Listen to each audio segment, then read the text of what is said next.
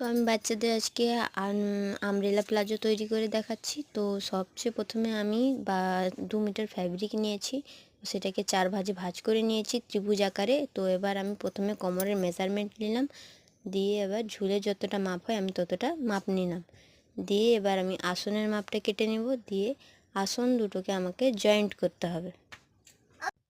তো আসন টু আসন আমাকে মিলিয়ে নিতে হবে।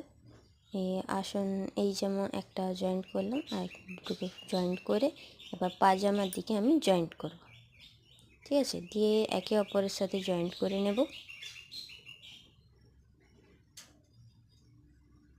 এই আমি জয়েন্ট করে নিলাম।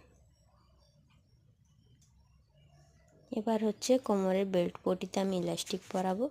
তো ইলাস্টিকটা দেখুন যতটা কোমর আছে তার থেকে 4 ইঞ্চি কম নেবেন, দিয়ে এবার এটার ভিতরে এটাকে অ্যাড করে আপনি যতটা ফাঁকা কাপড়টা আছে ওটাকে সেলাই করে দেবেন।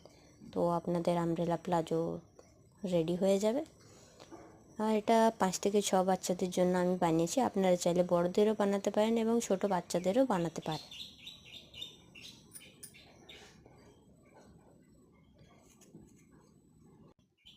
ইলাস্টিকগুলোকে জয়েন্ট করে নিয়েছি, দুটো মুখকে জয়েন্ট করে এবার আমি এর উপর সেলাই চালিয়ে এবার